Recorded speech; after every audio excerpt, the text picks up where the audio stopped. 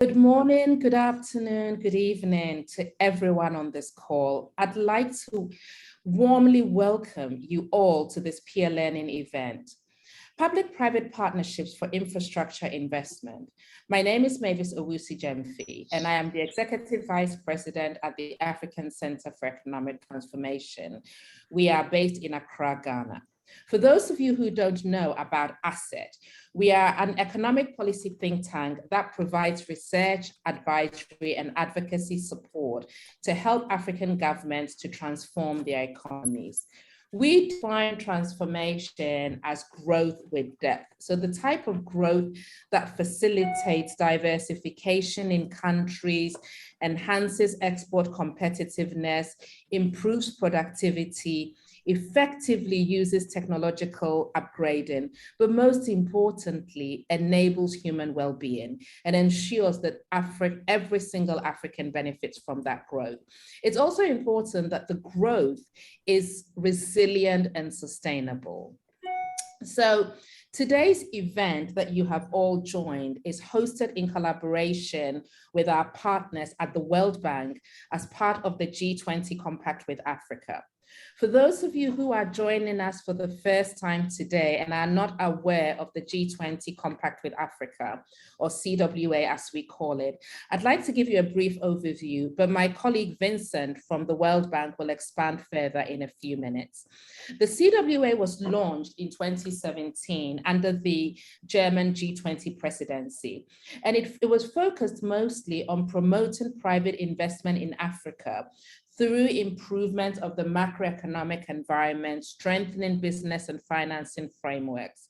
It brings together 12 African countries: Benin, Burkina Faso, Cote d'Ivoire, Egypt, Ethiopia, Ghana, Guinea, Morocco, Rwanda, Senegal, Togo, and Tunisia. It also brings together a range of international organizations: the World Bank, the IMF, the IFC, and the African Development Bank. And it includes bilateral partners for the G20 countries. And it also brings a range of stakeholders in civil society and in business to help support this initiative. It is demand-driven and it is open to all African countries. Our role as ACET in this program has been to provide independent monitoring, support to the process, and facilitating peer learning opportunities for the countries that are part of the CWA. So today's event is one of these peer learning opportunities. Now, today's topic in particular, public-private partnerships, addresses just one of the many instruments that are available globally to facilitate infrastructure investment in Africa. And it has critical implications for Africa's economic transformation. You all know the importance of connectivity, both domestically and across the region and globally, to enable us to grow sustainably as economies.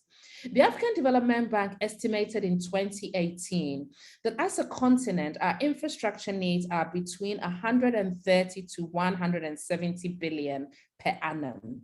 We currently have a financing gap of about 68 to 108 billion.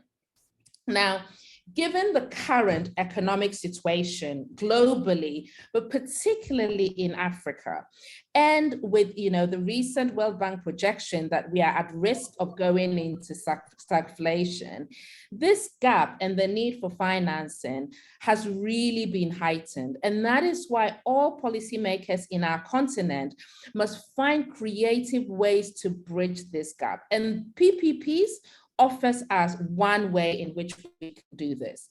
They need PPPs to facilitate much needed investment in key sectors such as energy, transport, water, ICT infrastructure, to name a few.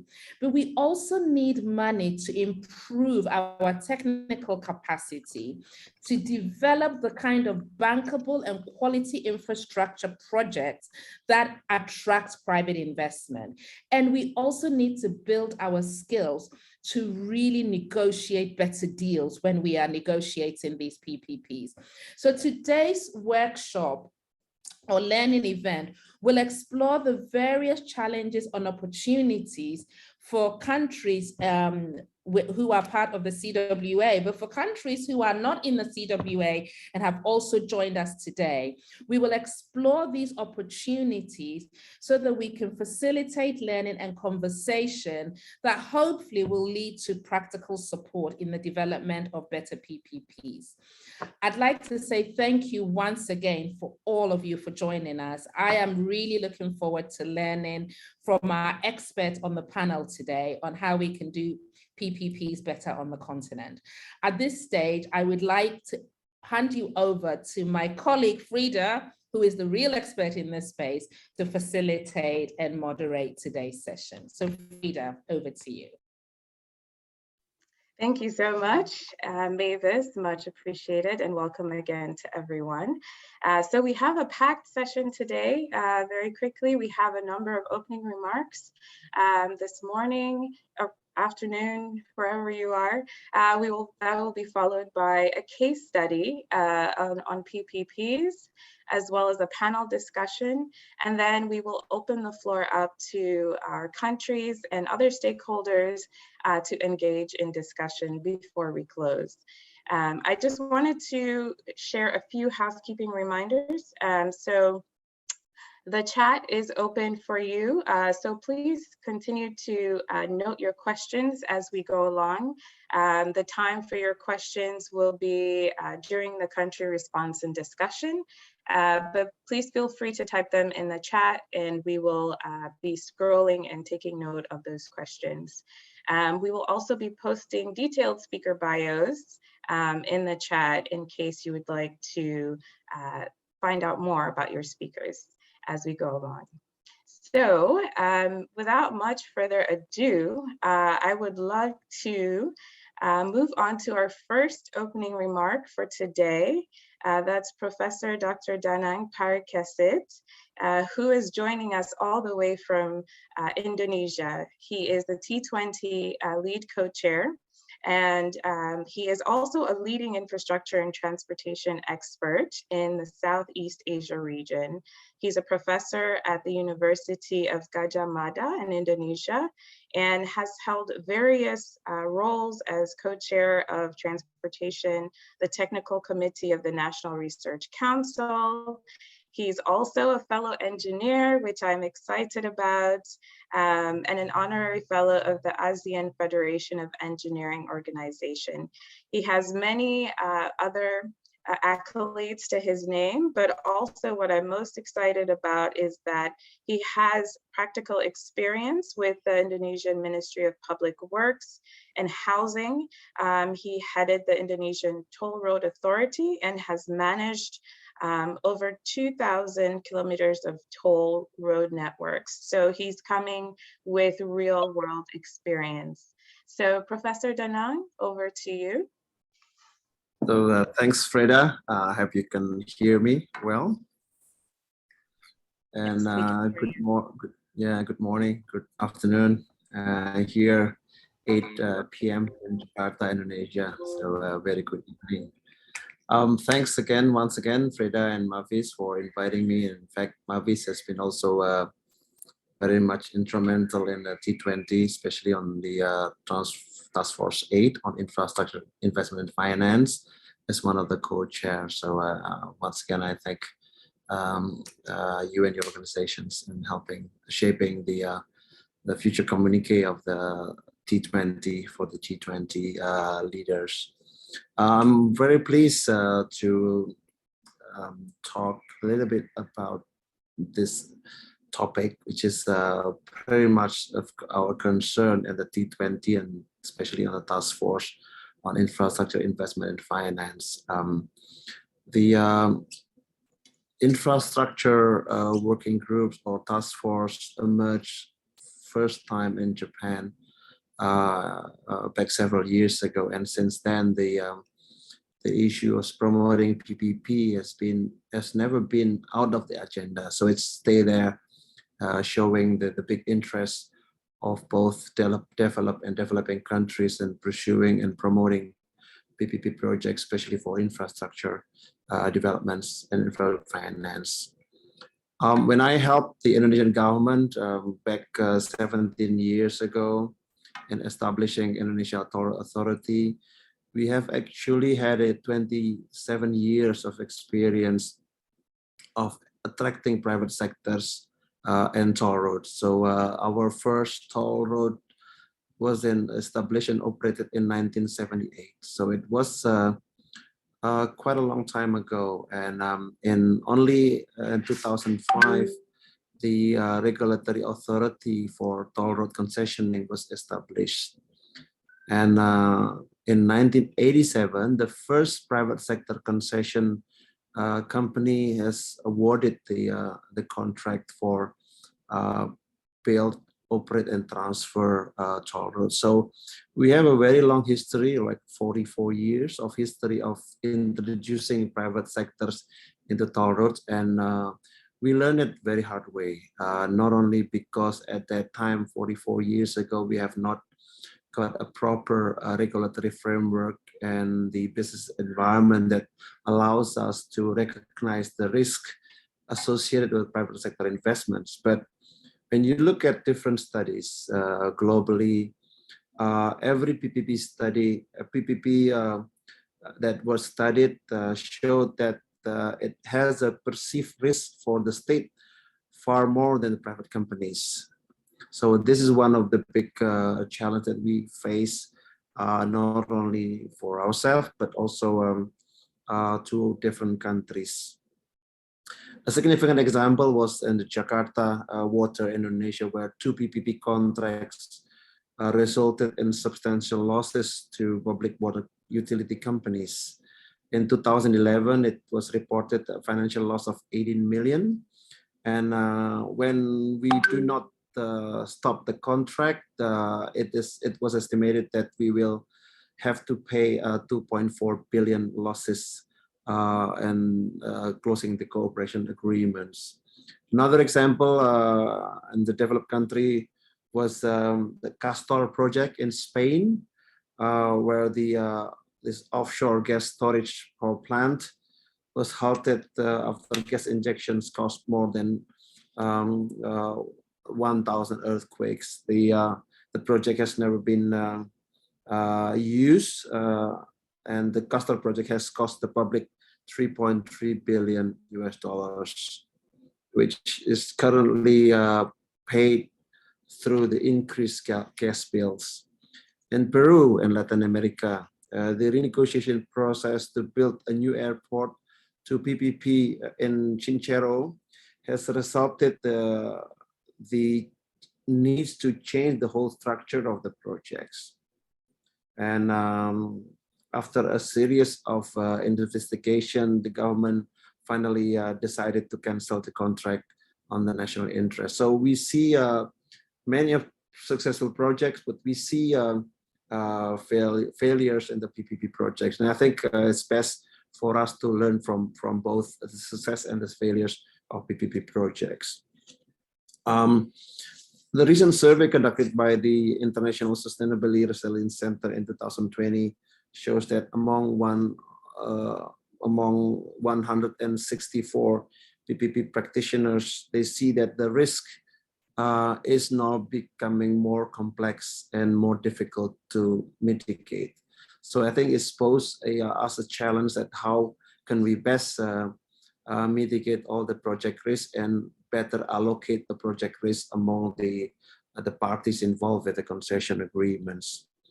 I think when we look at the ways to ensure the survivability of the PPP projects, I think one of the big keywords that is coming out from the discussion of the T20 and B20 recently is the notion of de-risking projects.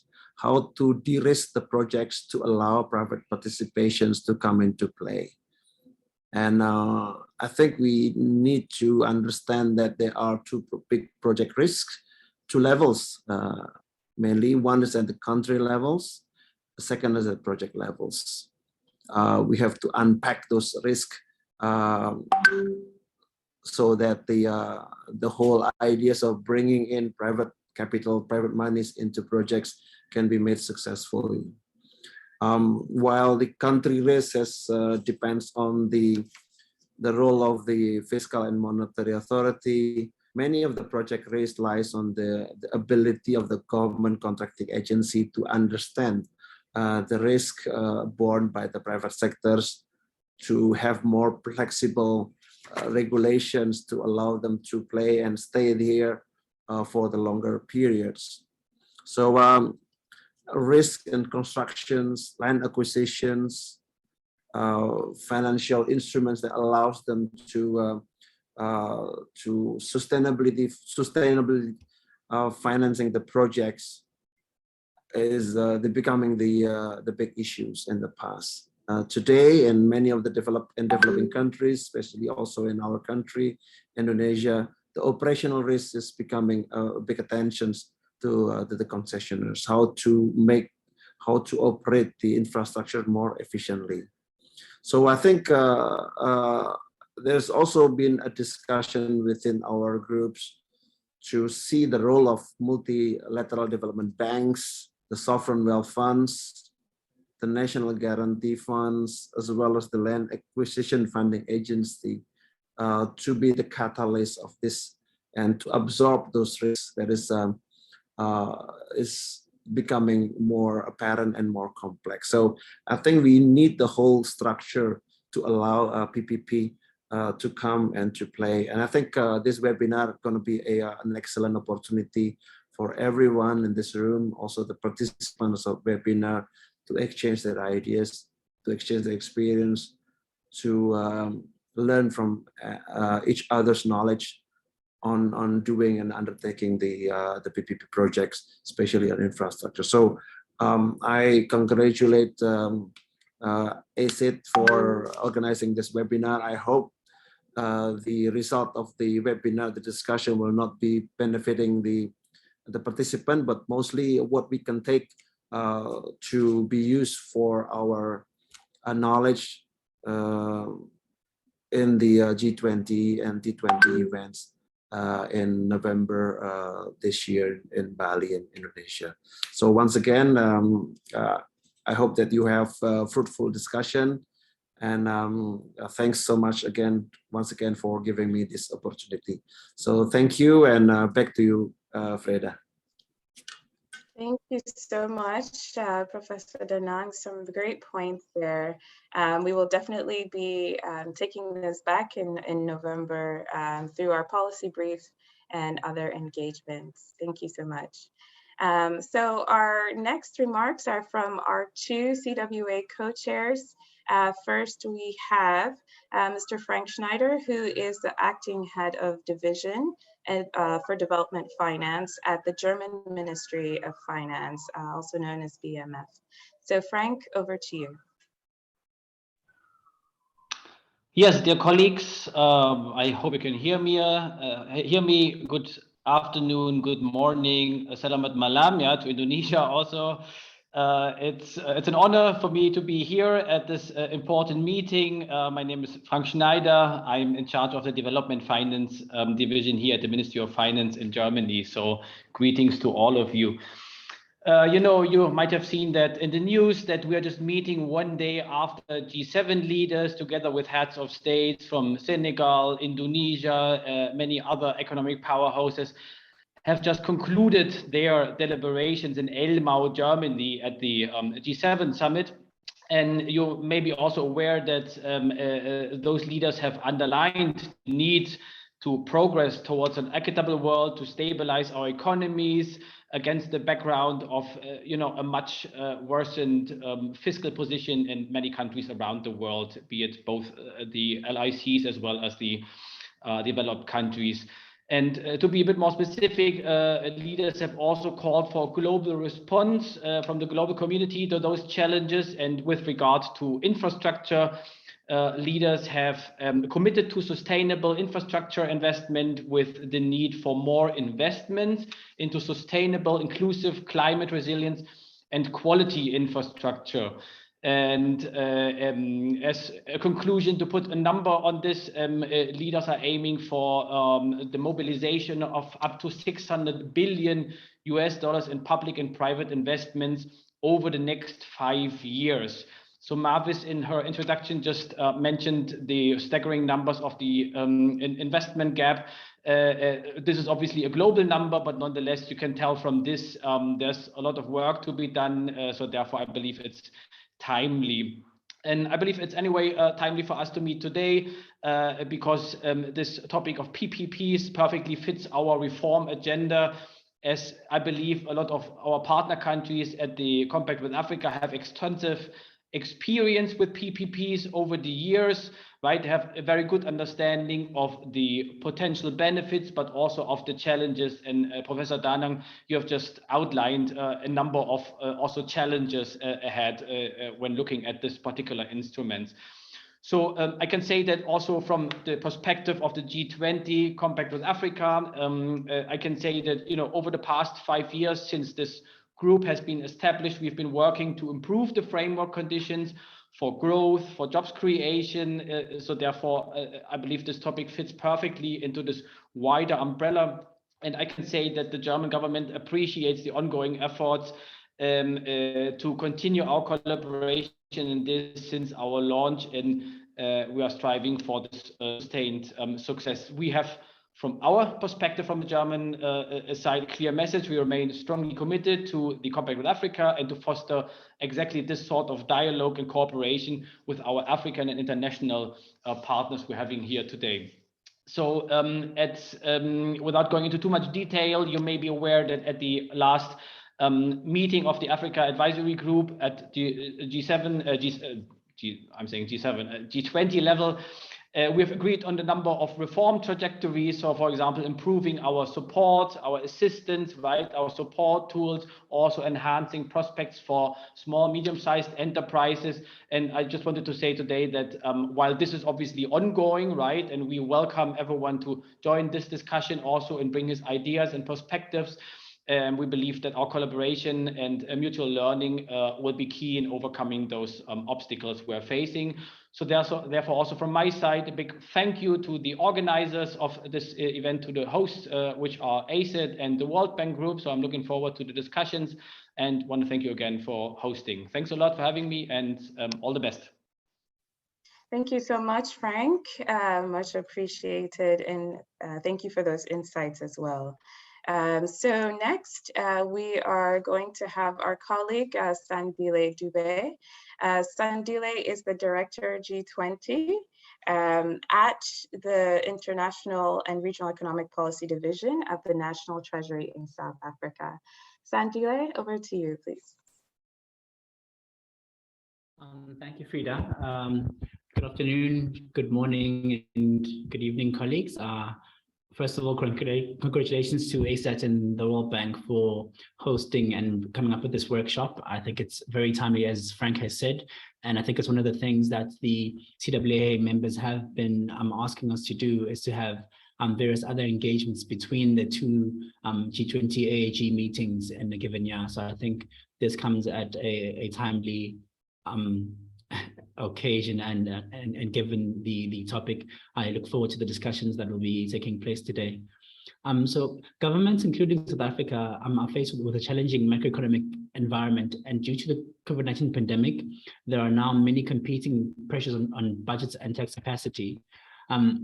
So therefore, governments do not have sufficient capacity to fund to build infrastructure on their own. So emphasis is on encouraging public-private financing and crowding in of private sector investments in the provision of infrastructure. So PPPs can play a bigger role in the financing and development of infrastructure in our countries. PPPs can also help in unlocking private sector resources and also in driving faster implementation and governance, resulting in projects that are built on time, on budget, and that are well run and maintained over the life cycles. So just to get into why PPPs may not work, PPPs will not work if there's no clear government policy that promotes, supports, and prioritizes the developments of PPPs as a key area of attracting infrastructure investment. Furthermore, PPPs will not work effectively if there's no suitable legal and regulatory framework that governs the operations of these PPPs. And as the private sector is making upfront investments in the construction of government assets, they need a conducive environment that reduces the risk of doing business with government. I think it's also a point that was raised by the professor in his opening remarks.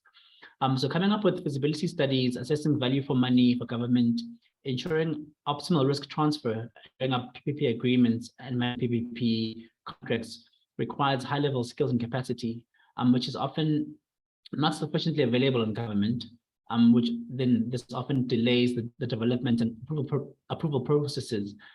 And sometimes this results in cancellation of projects in the PPP pipeline.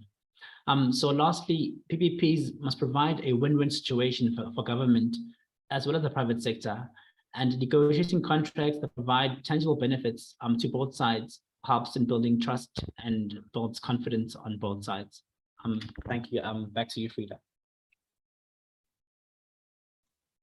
Thank you so much, Sandile. Great points there as well.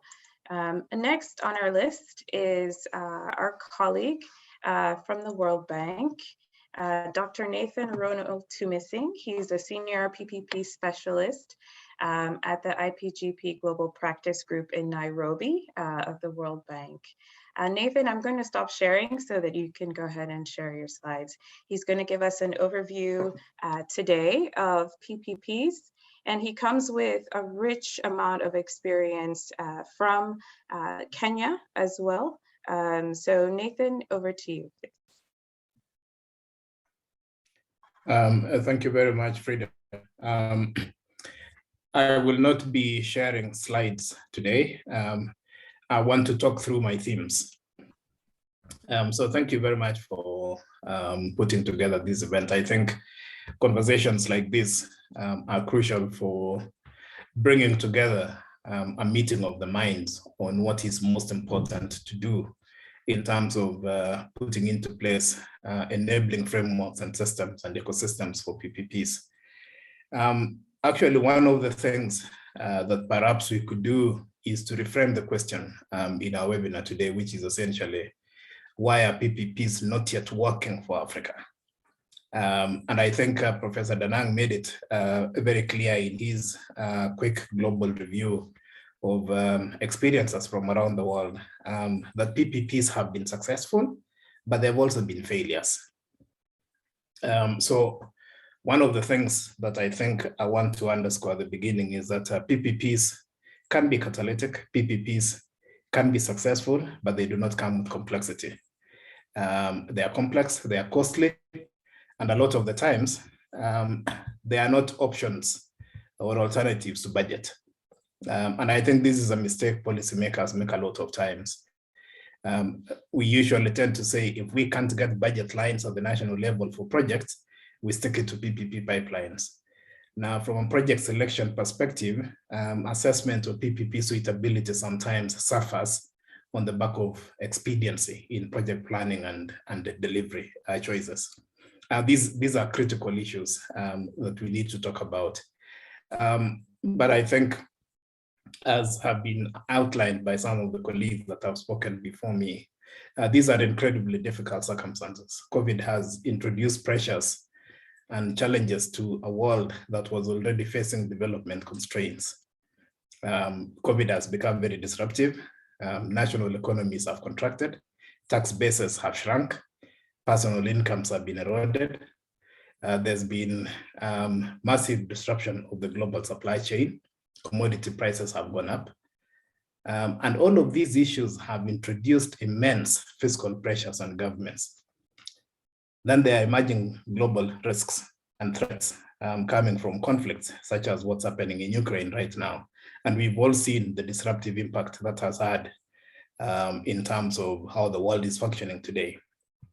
So what we are essentially saying is that in spite of the complexities that have arisen from the constraints that COVID has brought, from the development challenges that were there before COVID arrived, the demand for infrastructure in this continent, just like across the developing world, has not reduced. In fact, it has increased.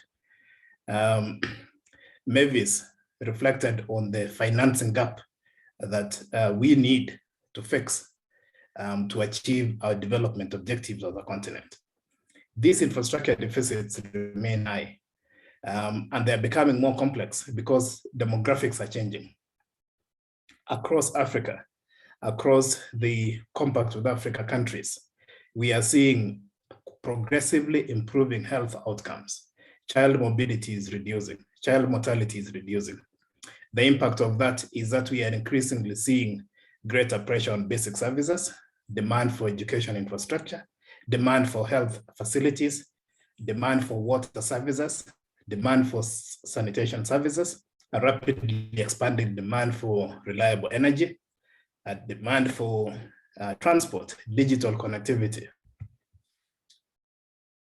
And we are in a continent where we still have mixed settlements, a little bit of urbanization, still massive dispersed communities in rural areas. Delivering quality infrastructure is immensely complex, immensely costly. All of these things require money.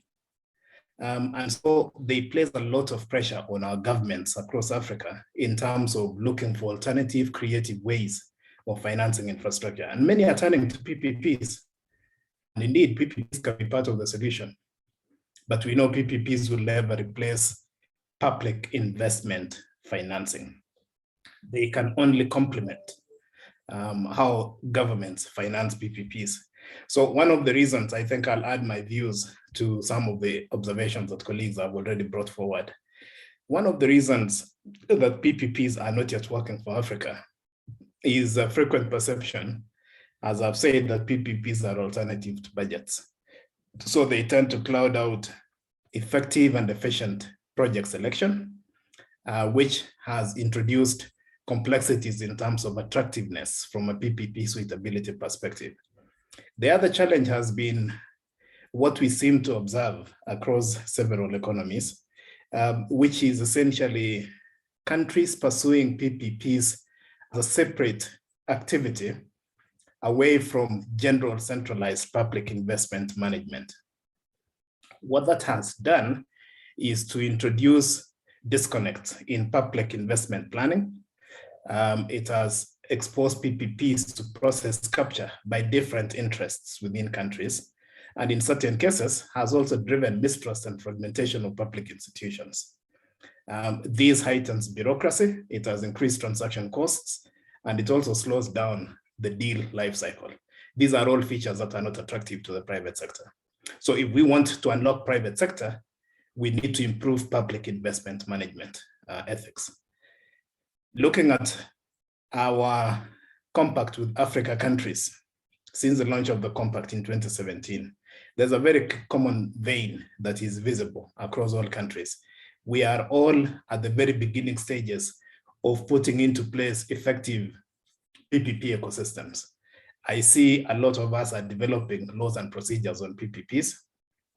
I see many of our countries are establishing PPP institutions.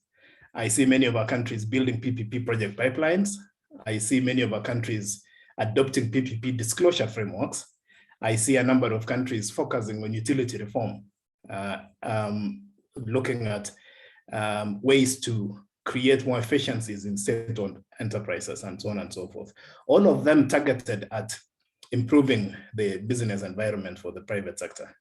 So we are essentially saying our PPP ecosystems are young, they're emerging, they're maturing. These are constraints that sometimes slow down the pace of private sector participation in public investment programs. Now, the good news is that the World Bank Group and other development finance institutions with whom we work can actually be very great partners in supporting all the Compact with Africa countries in accelerating the transformation of their PPP ecosystems, in strengthening the interventions they need to bring to the fore.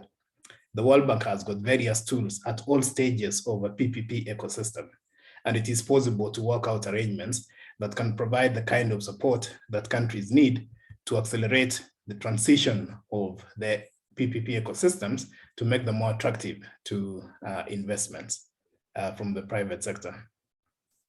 So we can be catalytic.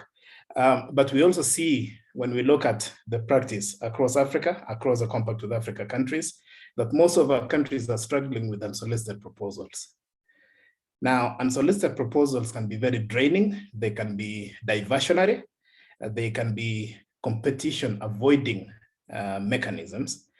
And where we don't have a lot of strong gatekeeping, it can become a bit of a challenge. Now, one of the things that we have seen working very well when we look at the global private capital mobilization across countries, statistics from 2021 indicate a very positive correlation between strong contract management, strong public procurement systems, and strong gatekeeping for unsolicited proposals. And you see a very massive upward tick in terms of private capital mobilization in those economies that have strengthened these three key intervention areas around project lifecycle. So there is something to be said about what can be achieved in strengthening our gatekeeping mechanisms for unsolicited proposals. For information of all participants, one of the things that the World Bank has done is to prepare a very detailed guidance on the management of unsolicited proposals. This is a publicly available instrument, and it would be very helpful for countries who are looking at strengthening their frameworks for unsolicited proposals to actually have a look at the World Bank guideline on unsolicited proposals. But like my colleagues have said, it is not enough on the public sector side. I think it was Andil Dube who mentioned this very strongly. It's not enough to have strong laws, strong institutions, and project pipelines. The capacity of the public sector, the capacity of public sector officials to select projects, prepare them, quality assure feasibility studies, control and direct effective and high quality public procurements, negotiate contracts effectively, deploy effective systems of contract management. Without these capacities, the public sector will get shortchanged. And in fact, as Professor Danang was mentioning, increasingly we are seeing a concern that in the PPP balance of risks, the weight on the public sector is higher, purely because of the residual contingent liabilities and fiscal commitment risks that arise from imbalanced contracts sometimes, and sometimes from sheer lack of capacity on the public sector side. So we need to build capacity. We need to build capacity across the PPP value chain, from project selection down to handback at the end of the PPP project lifecycle. And we need to ensure that there's a deliberate approach to fixing these issues. This also promotes confidence from the private sector side, because then the private sector is able to see stability, predictability, and reliability of public sector policy choices throughout the life of a PPP transaction. Management of fiscal commitments, contingent liabilities is another key area. And sometimes we see concern around not only just risk allocation, but also risk protection. And a lot of the contingent liabilities are a function of risk allocation in PPP deal structures. So where PPPs have unfortunately given rise to fiscal commitments or contingent liabilities, they tend to trigger extreme public negative reaction, and it can become a problem. And when deals fail, public aversion to PPPs skyrockets. These are things we need to care about.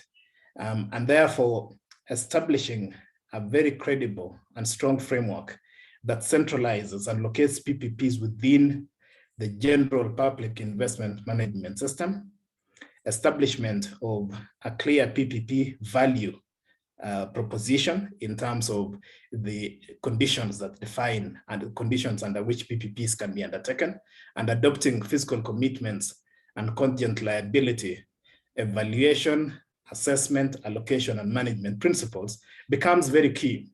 So we call it the PPP, Public Investment Management, PPP, and Fiscal Commitment Contingent Liability Nexus. These three things and frameworks need to be put together to create more confidence in the public sector in terms of how things work out. Just a couple of more things, perhaps, in terms of reflections at the high level. For the private sector, we also see a lot of times a bit of concern with the deal time. In Kenya, for instance, PPPs have taken upwards of 60 months to close. We see in other jurisdictions, PPPs take up to 8 to 10 years to close. This is a very long time. For the private sector, the concern is that the economic fundamentals of action change over time. There are CPI problems, changes in inflation, there are changes in foreign forex, there are fundamental shifts, commodity prices change, so the bid prices may not hold over a period of time. What has happened is that this has tended to drive contract renegotiations and so on and so forth. The importance of speed, efficiency, transparency, and accountability are critical values for the private sector.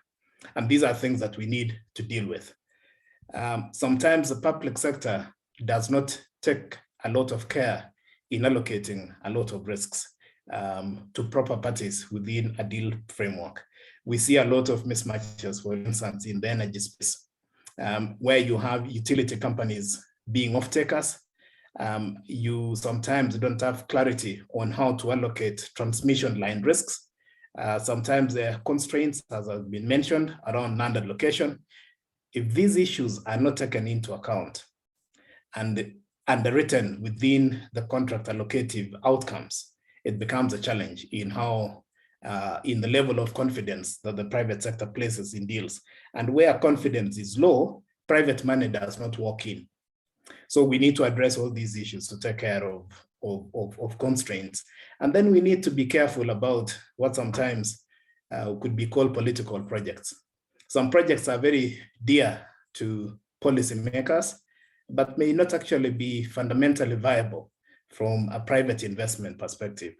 It's important to balance some of these issues so that we are very deliberate in terms of dealing with the enablers that drive PPPs.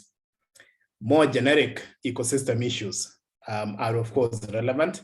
The quality of local currency markets, the capacity of the local private sector to participate with international investors, an agenda for local content development, protection of contracts and property rights, and guaranteeing currency convertibility frameworks for profit repatriation, political stability, government support measures. All of these issues are important. I think in conclusion, what we are really saying is that PPPs are complex, but they are doable. They can work, they can be catalytic. There is a lot of work that we need to do to improve our attractiveness to this kind of finance. And we want to say that in the development partners that we have around the table, you have friends as governments in terms of how we can work together to structure nationally adapted and fit solutions, leveraging on global best practice that can then advance our efforts towards locking in sustainable PPPs. Thank you very much, and back to you, Frida. Thank you so much, Dr. Tumising. That was a very thorough review of all the different issues and challenges that we faced. And I trust that we will get more into that in the panel. So we look forward to hearing from you again. So next, we are going to move on to a very interesting case study from our colleague, Alice. Alice is the acting head of country relations at the Africa Finance Corporation. So all of the countries looking for investment, she might be the person to speak to. She has, oversight of origination activities, country membership, and equity raise program. And she has quite a bit of background facilitating programs in Kenya, Uganda, DRC, Rwanda, and others. So Alice, over to you. Thank you so much, Fred, and good afternoon, everyone. It's a pleasure to be with you, and also we thank the ones that are able to join us at such a late time on their side. So maybe I'll just go quickly because actually this case study is, sorry, Fred, should I share the screen on my side, or will you be able to? Please go ahead.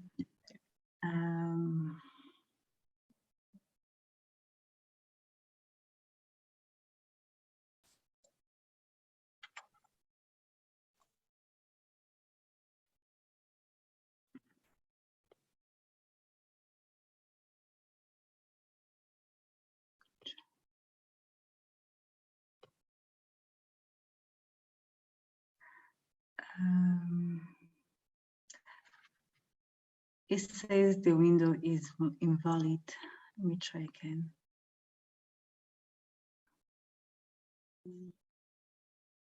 Let's try again.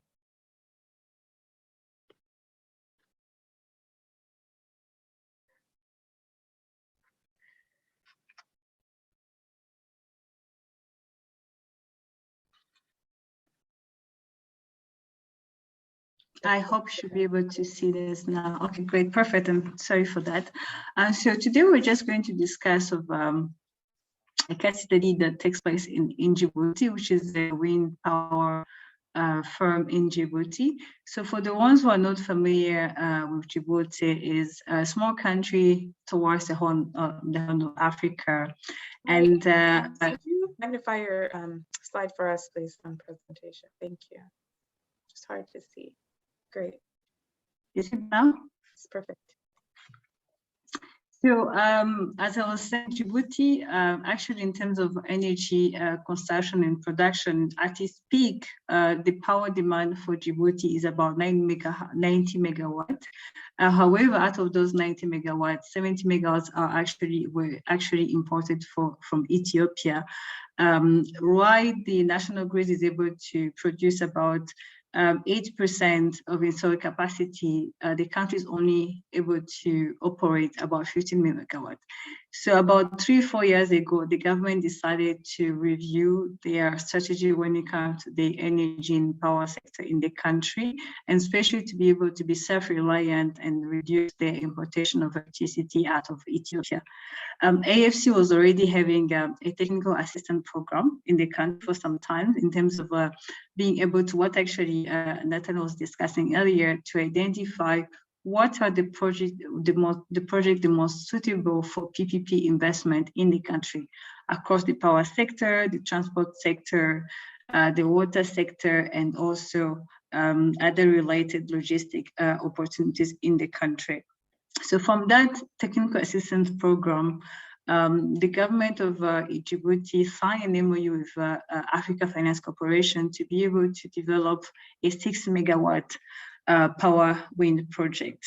And this is actually part of their Vision 2030 to try to be as much as 100% renewable electricity base.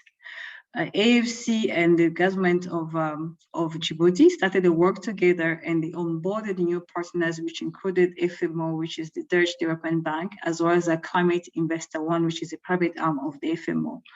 Those three parties actually spent for about 3 years about 20 million in equity to be able to make the project viable and bankable.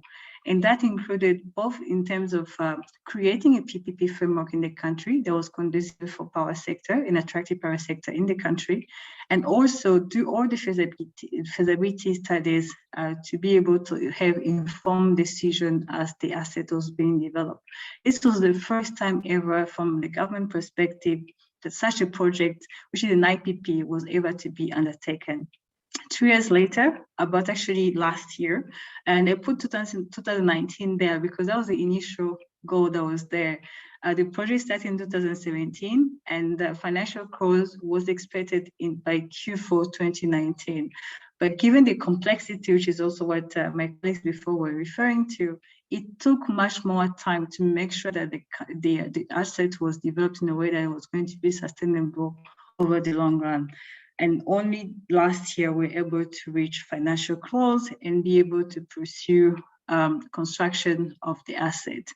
Because of how the financing structure was put in place, which was really pure equity to make sure that the project was established as viable and bankable, we're able to attract long-term debt financing with about 150 million from other investors across the continent, but also outside of the continent. One particular point that made also this project successful is the fact that we made sure that the government had the appropriate arm as part of the shareholders of the project. So you had FMO, which is the European Bank, you have AFC, which is a multilateral financial institution, and typically in such situation, you will have either the Ministry of Energy or Power or the National Utility as a shareholder. But as mentioned before, one of the key issues when it comes to the implementation of the PPP project is actually the capacity building, or the capacity strength of the public servants involved in such a process. So what we identified in collaboration with the government was to onboard the Great Horn Investment Holding Company, which is 100% investment owned by the company, but operate on a commercial basis. So that also allowed to make sure that we fast track the project on the public sector side. This project, when it's going to be completed by the end of this year, is going to be producing about 67 megawatts and contributing to the grid about 60 megawatts. So out of really the 90 megawatt, which is the peak demand of Djibouti, they will be able to have about 70% locally produced renewable-based electricity on the country. This would have not been able to be done without actually taking into account that there's a lot of money that had to be spent upfront to make sure that the project was viable, sustainable, and bankable. And that's most of the time actually what is a lack in some of the PPP projects, because there's not enough timeline and also equity-related funding that's going to allow the asset to be developed properly before long-term debt financing, most of the time from private sector, is onboarded in the country. I'll maybe just stop here, just in the interest of time, and then we can discuss some of the points under this case study as we go through the panel. Freda, I'll go back to you. Thank you, Alice. And actually, I'm coming back to you. I'm coming back to you to continue with the panel. So panelists, if you're still with us, I see a lot of people still with us. Please continue to post the questions as you go along. I know there might have been a lot of questions behind this case study, and we're saving them all for the country discussion. So please go ahead and leave them in the chat. So Alice, I'll leave it over to you to introduce your panelists, and we go from there. Thank you. Thank you so much, Freda, and welcome to my panelists. Today we are going to be joined by Mrs. Eunice Ajambo. If she can put her video on, and how she's with us now. Hi, Eunice. Thank you so much for joining us. So Eunice is an economist and development coordination officer for the United Nations in Namibia. She has a span of responsibility that goes across coordinating analysis and development cooperation across sustainable development goals, program, African Continental Free Trade Initiative, the Climate, Land, Energy in the Water System program as well, and including as well the Integrated National Financing Framework under the UN program. Before joining the UN in Namibia, she was also with UNECA in Addis Ababa, where she was mostly a lead contributor to some of the key reports, such as the African Government's Report, and also a number of regional integration and power-related reports across the continent. Mrs. Ajambo is also inducted into the Global Women Leaders Hall of Fame, and she's also part of the CEO's Club Network. Thank you so much, Eunice, to join us today.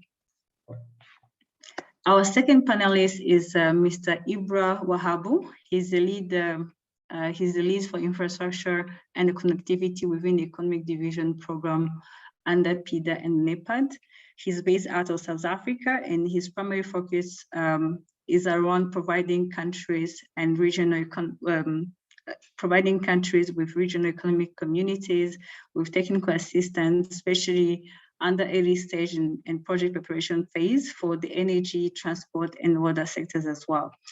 Ibra has also been a key contributor to the establishment of the Continental Business Network, which is an advisory platform that promotes engagement between high-level African policymakers and also industry captain to be able to promote private sector involvement in key infrastructure projects across the continent. Ibra, it's a pleasure to have with us today. Thank you. Our third panelist, I don't think he needs an introduction anymore, is Dr. Nathan Roma Tumising, who is also one of our colleagues that did the opening remarks.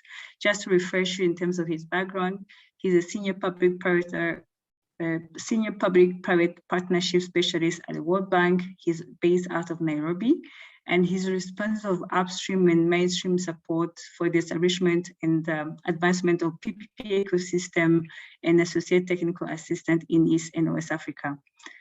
Particularly, the interest of really as also having Mr. Nathan on board is because before he joined the World Bank, he was also working for the government of Kenya for many years, leading efforts around the development and implementation for the PPP legal framework in the country.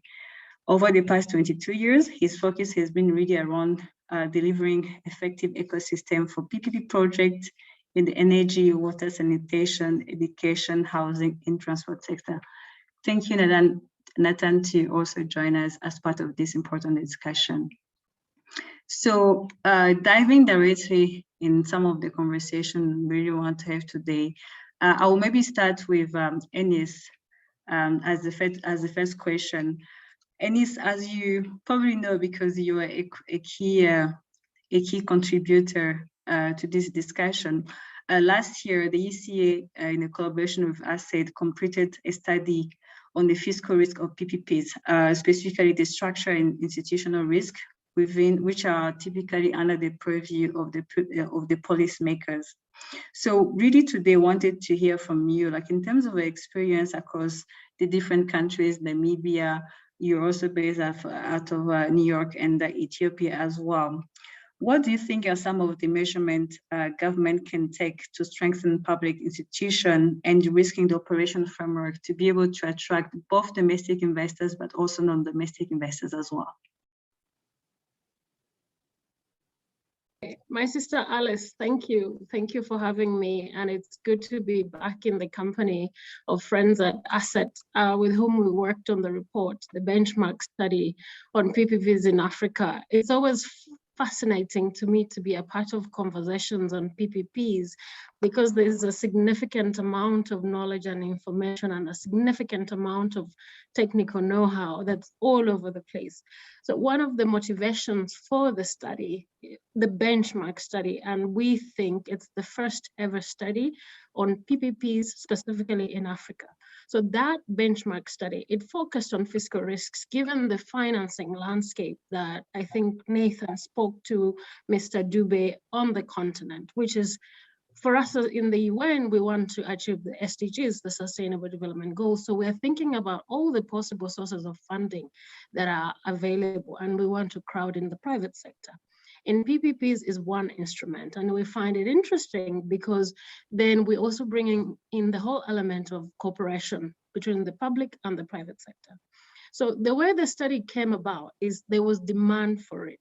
And I think Nathan mentioned the point of the space is not mature enough, but actually African countries want to know about PPPs. So the objective of that study was to provide sort of an overview so that countries have a Bible that they can start with. What is a PPP? Where can I go for resources? What are some of the gaps? And we were very privileged to highlight the CWA countries. So responding specifically to your question, and I think this is also why I made a presentation, it's because the concepts are so many. And one way we can add value is to be systematic about what exactly we are talking about. And so actually, perhaps this is a plea that for us in this community of practice of PPP, let's have a habit of putting this knowledge out there in document form so that it starts to be accessible. Because if capacity is the issue, then how do we contribute to that capacity gap? Is through the knowledge we generate. So in responding to your question, so the slide that, can you see my slide? So yes, so let me see, just, so, and often I feel it's sort of underselling the PPP space if I start to talk about PPPs and not provide a little bit of an overview of PPPs on the continent, because we do have some knowledge and information, and there's data from the World Bank. So Madam Mavis mentioned that financing gap for infrastructure. We know that an estimated let's say $100 billion has been invested in PPPs on the continent. And that is quite similar to the financing gap that we face for infrastructure. So we need 100 billion, but we've spent 100 billion. So it is possible to meet that gap. And then another one is that quite a number of PPPs have been developed. And I think our colleague from Germany, he said the CWA countries have experience. And the data does indeed show that the CWA countries, including Morocco and Ghana, really have a lot of experience with PPPs. And Alice, my sister, you're talking about energy in Djibouti. The data also shows that actually the energy sector is where a majority of the PPPs on the continent are. And then about 15 countries have implemented over 10 PPPs. So clearly, and then our brother Dubai, and we keep going to South Africa and Morocco for the best practices. This is important information because it means that we are not just babies in the sector. And so, and the question you raised about the structural and institutional risks, once again, we have to understand all the kinds of risks. We can't just pick out one risk and talk about it. So these are the range of risks. And I think the professor from Indonesia spoke to some of these, including the operating risk, so what he called the country and project specific risks.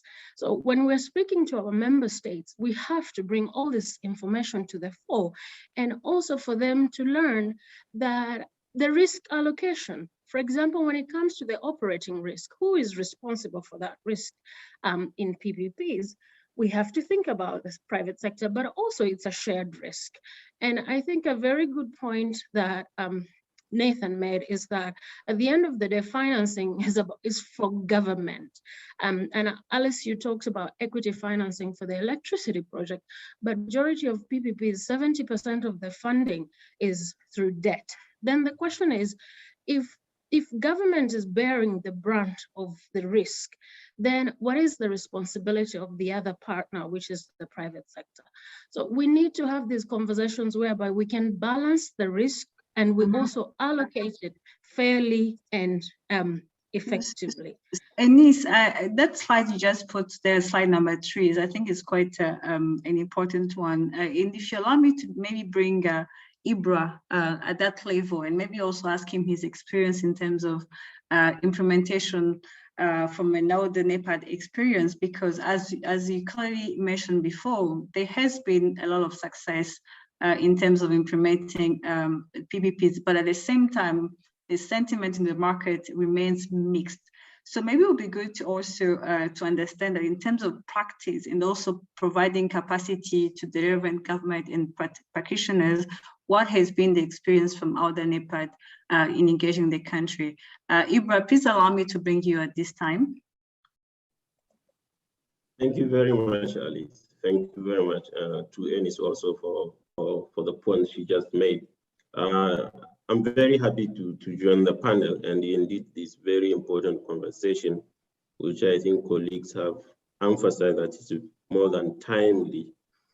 With regard to public-private partnership or infrastructure financing in general, from AUDA-NEPAD perspective, I think we go from a very simple but important observations that what we have currently, that 80% of our infrastructure is funded by the public, and only merely 12% is funded by private sector.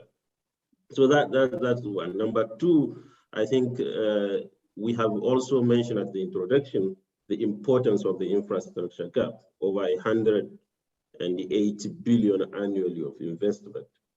And on top of that, if you look at the population projection of Africa, where by 2100, we will be reaching more than 3 billion African people. So the picture is clear. You have a huge demand, and then you have a macroeconomic landscape that cannot allow public funding to continuously and sustainably fund that demand. That where the evidence of a public-private partnership, I think, become more than visible. Now, before highlighting the key point on the question you asked, I think sometimes we tend to not capitalize on some important lessons learned on PPP on the continent, and I'm sure colleagues from the World Bank can emphasize that because they have documented it several times. For example, one of the key sectors that we think is not very much suitable for PPP financing is the water sector.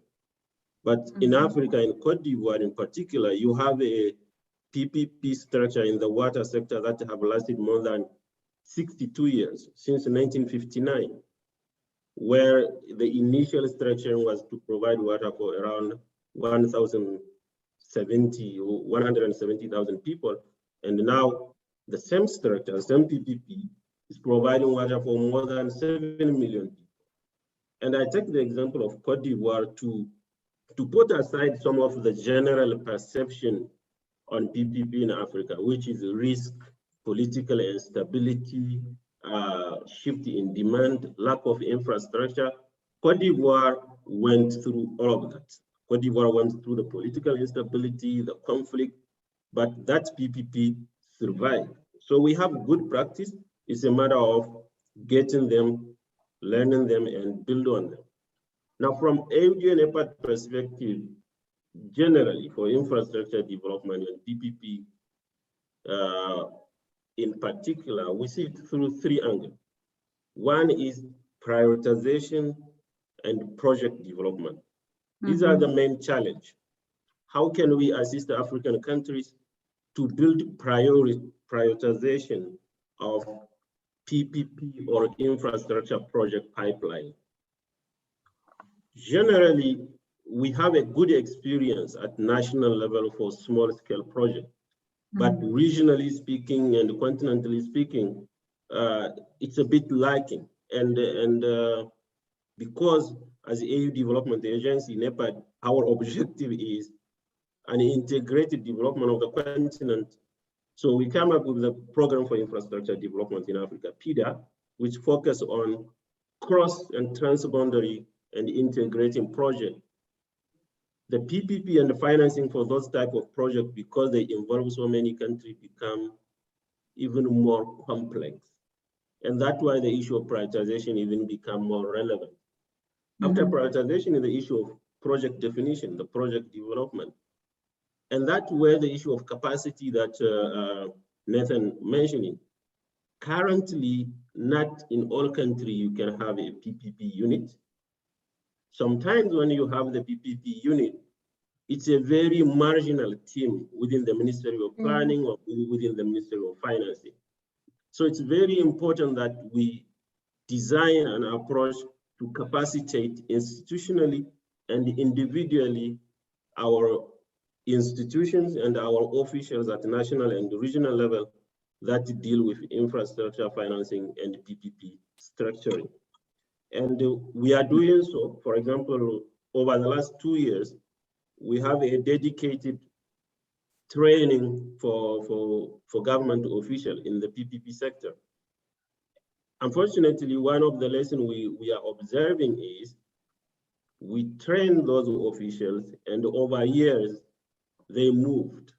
So there is no capitalization at the national level, and we have to move. And then the second element is the issue around technical assistance. If training the official may not be a viable long-term solution, what we are adopting at AUDA-NEPAD is what we call the expert service pool. So we have a mechanism that assists in project preparation, PPP support, which is a service delivery mechanism, where we work with the government and the project owners to identify needs, be it in PPP or project preparation.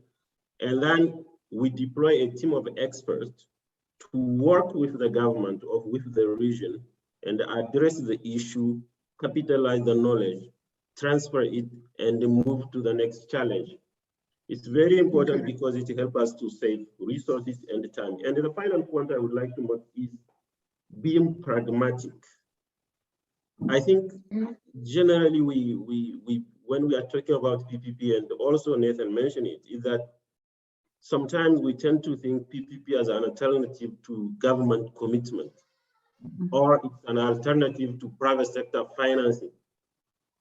It's very important to build, if you want to build a viable PPP, to think about a very pragmatic partnership. And that pragmatism starts from the demand estimation.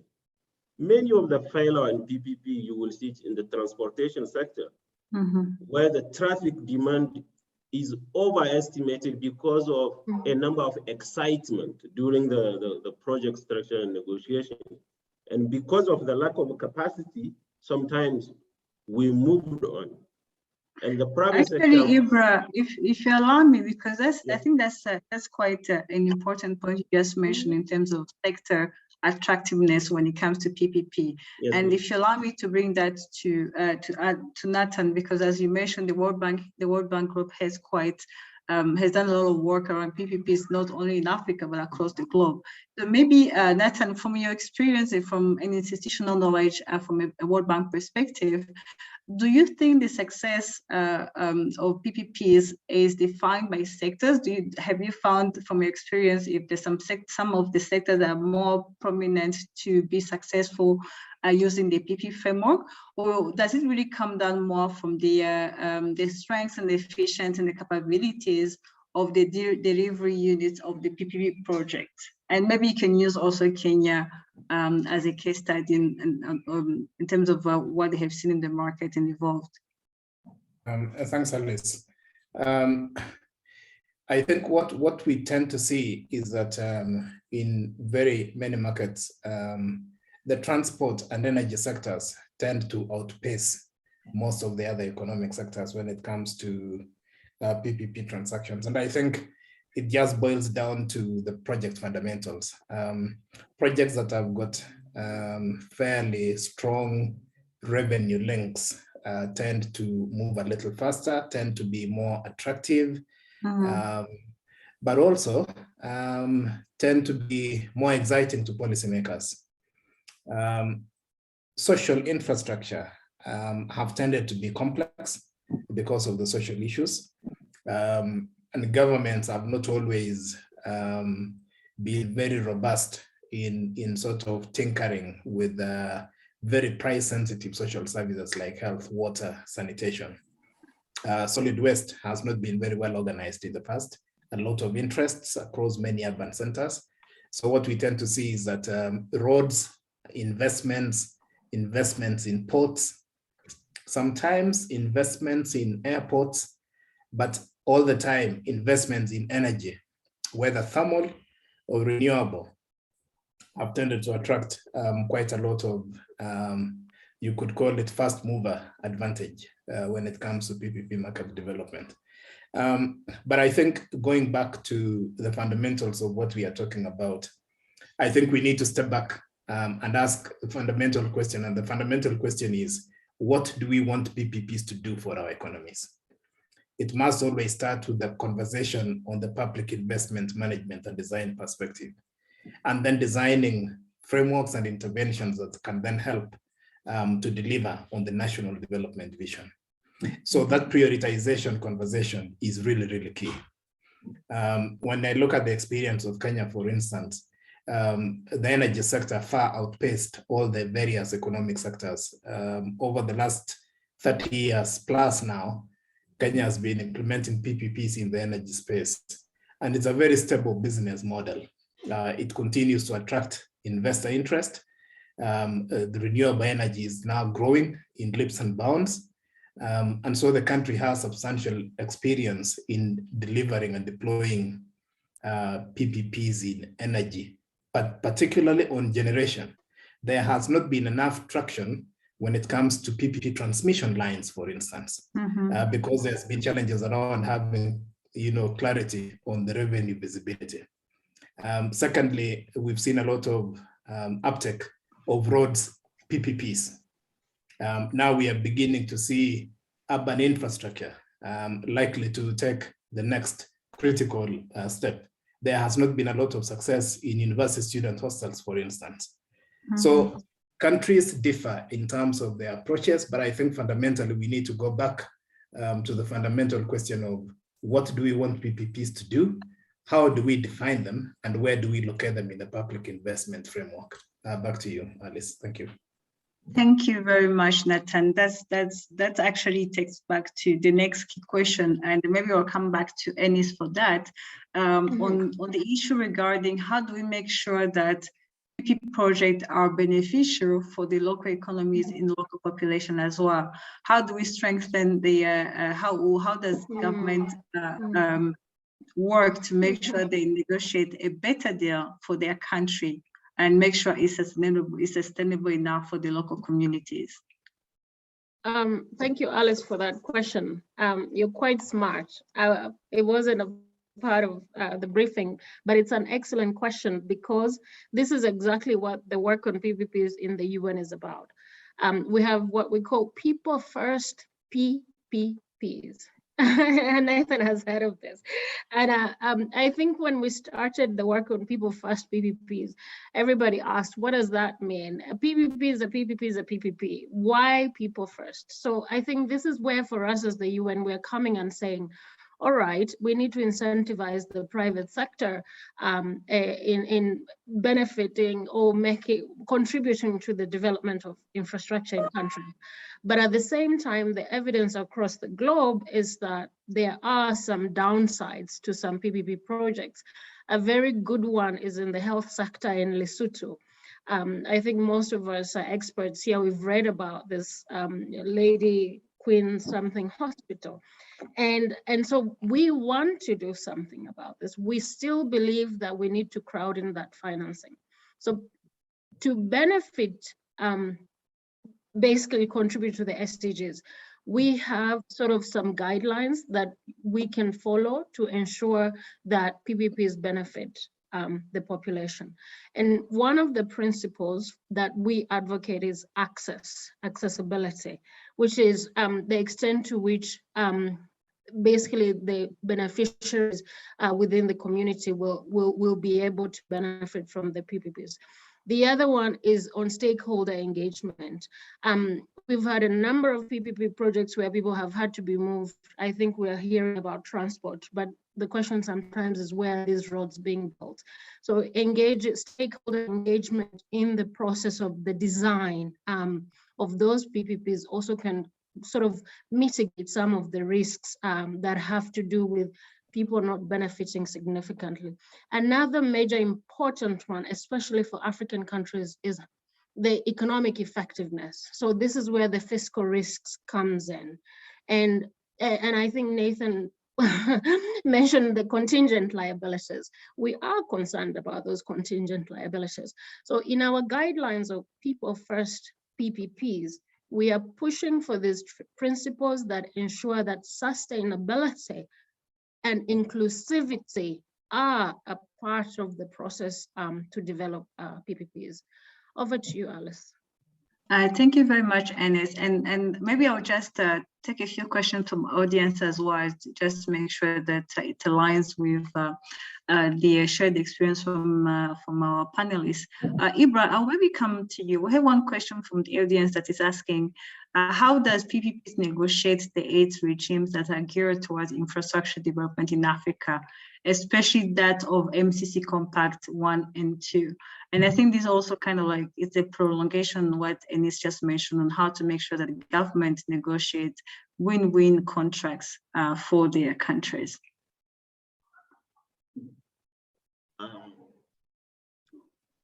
Thanks, Alice, and thanks to Ni. I think it's the question from Ni, but I think when we are talking about PPP, indeed, it's a public-private partnership. But at the end of the day, the project belongs to the government. I think the concept of ownership or the prevalence or the relevance of the government and its sovereignty, let's say over a toll road or over a hydro project, I think I would assume it's very clear from all the parties. And apart from some unsolicited proposals, most of the time government initiates the PPP process. So how should we reinforce that ownership? I think is two ways. First of all, ensuring that on the table of the PPP negotiation, that our governments have the right people and the right capacity that knows the deals. That's number one. Number two, and I think Nathan mentioned it, is to have conceptually clear idea of what do we want to do with this PPP project. What do we want to do with it? It has to be in that regard, people-centered and oriented for sustainable economic development. So in my view, if you have the right team with a clear mandate on the table, the issue of ownership will come out clearly. Thank you. Thank you very much, Ibra. Nathan, if you allow me to come to you, just to add a little bit of your experience to what Ibra and Eunice mentioned and what the audience was asking. I guess one of the things that helps to make sure that PPP projects are people's first oriented, which seems to be a recurrent aspect coming from this conversation. Typically, one of the ways for the local communities to be engaged is really around civil society. So it would be good to hear from your experience what's the role of the civil society organization and how can they serve as a critical tool to facilitate the PPP, to facilitate the development of PPPs? Thanks, Alice. And that's a very important question because sustainability in PPPs is about people and it's about the environment and it's about current generations and future generations. So one of the things that we've tended to see as an increasing conversational narrative in PPP project design is public participation in PPPs. How do we ensure that the persons that the project will directly impact have a say on the design of the project? How do we ensure that the persons whose tax revenues will be applied to meeting fiscal commitments arising from a PPP project have a say in whether that project is important in their own perspectives? So one of the things that we increasingly see is that different countries are beginning to take and incorporate different approaches to locking in civil society voice, to locking in community voice, and to ensuring that there are platforms for feedback from the people that are affected by projects. So one way is to ensure transparency in PPP projects. So disclosure of intended PPP projects, disclosure of a proposed PPP pipeline is an important tool in this regard. The second issue is disclosure of feasibility studies surrounding projects and locking in public voice in terms of the technical viability of projects, the technical configurations, incorporation of social and environmental components to projects in a manner that is deemed to be sustainable by societies. The third is ensuring that the conduct of social and environmental impact assessments incorporate a very deliberate ethic of people consultation. And a lot of times that tends to get glossed over, but we are increasingly seeing the role of courts, national courts, in enforcing some of these expectations and entitlements. Many countries have adopted environmental legislation, and we are increasingly seeing the civil society becoming the stalwarts of voice and influence on behalf of societies in terms of promoting these issues. And I think the last thing is essentially ensuring that public procurement, well, second last thing really, public procurement should be transparent, and minimization of unsolicited proposals, which are seen to be boardroom deals, is seen as another methodology of ensuring there is transparency and openness around public investment programs. And I think the last issue, which we see as increasingly becoming key in a people-first PPP project development ethic, is the frameworks that are designed to promote contract data disclosure and disclosure of project performance data. So performance during construction phase, compliance with social and environmental obligations under contract, disclosure of contract obligations, disclosure of performance data during operations and maintenance phase, and disclosure of the quality of the infrastructure that is coming back to government at the end of the PPP lifecycle. All of these issues become fundamentally key in ensuring that there is transparency and we lock in mechanisms for locking in with community voices in PPP development. Back to you. Thank you very much. And I think, unfortunately, it's time for us to close this very exciting, interesting conversation. I'm sure there's so much more that we can discuss more. But if the panelists allow me to summarize a little bit some of the key themes that came through this conversation and as takeaway on our side. So I think probably the first part is really around prioritization. Prioritization seems to be an important first aspect from a government perspective, and make sure that all projects don't start being crowded in PPP, and especially from a sector perspective, because as we have heard from our panelists, some sectors are better positioned for PPP project than others. The second point that also came through is also really to make sure that the contracts are mutually beneficial for both parties, both from a government perspective, but also from the private sector that is going to be involved. And one of the key things I was mentioned, really, at the end of the day, all these projects are public goods. So the government is going to end up being the owner of the project. So the ownership, which goes back to how they negotiate this contract to make sure they're sustainably done from a country perspective, and making sure that they prioritize the right projects that are going to bring economic growth, job creation, and empower the local communities is very important. And last part, which is really important as well, is also the issue in terms of maintenance, which is one of the things Nathan also mentioned earlier in his remarks, because there's one thing to make sure these projects are built, but also there's also need to make sure that they're going to be run sustainably for the future generation to take advantage of it. Those are my key conclusions. So maybe if I can go back to my panelists and ask them one word on how they see the future of PPP on the continent. One word, and I will start with Eunice. It is bright. The future of PPPs on the continent is bright, given all the investments we're putting in. Ibra?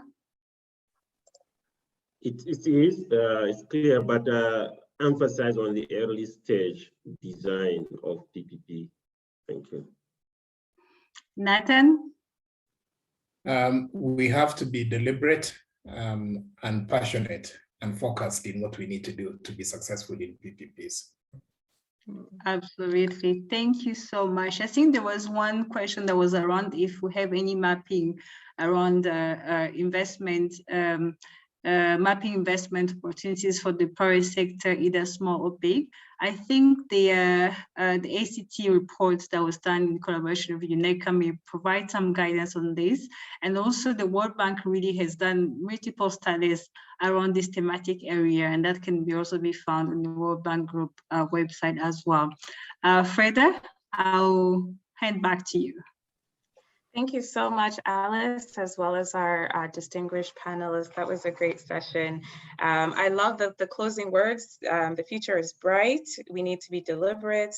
We need to be passionate and focused, and we have to focus on early stage design. I noted there's one more question, and I hope that it could be quick. So David is asking, that is there, where can we find the requisite support, not only to train, but contracting and procurement entities? And so maybe I'll come to Ibra very quickly. Can you give us a 2-minute answer that you're aware of, or any other panelists who can share very quickly? Thank you. If I would assume the question comes from a public entity like government authority, I would say reach out to the AU Development Agency. We can take the process forward.